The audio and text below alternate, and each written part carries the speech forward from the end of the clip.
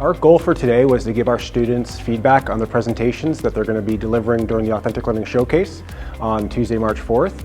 And we wanted them to really develop and hone in on their presentation skills. So we brought in 10 public speaking clinicians from the Des Moines metro area.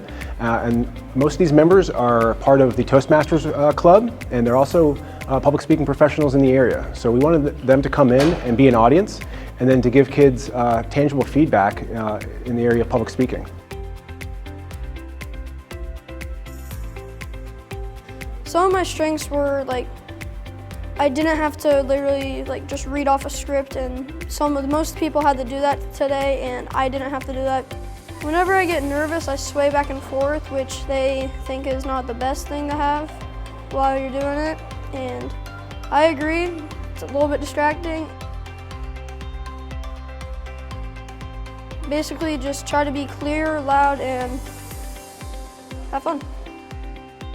It's just seeing the range of topics and how excited these kids are about these topics has just been a big highlight of today. I've been really impressed with the intensity and the research that has been done, and that has been a fun thing for me to experience with these young people.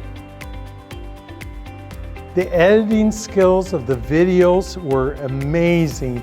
I had a video this morning that I felt was professionally done, and the video was just so nicely edited. Some of my strengths were the volume and also elaborating on things and not just reading off of what was on the screen. It's a fantastic vehicle for these students to kind of develop their speaking skills, their presentation skills, the way they carry themselves so that they have impact, that people are going to pay attention to what they have to say, all of the delightful things that they've been excited about in creating these concepts that they're delivering to the public.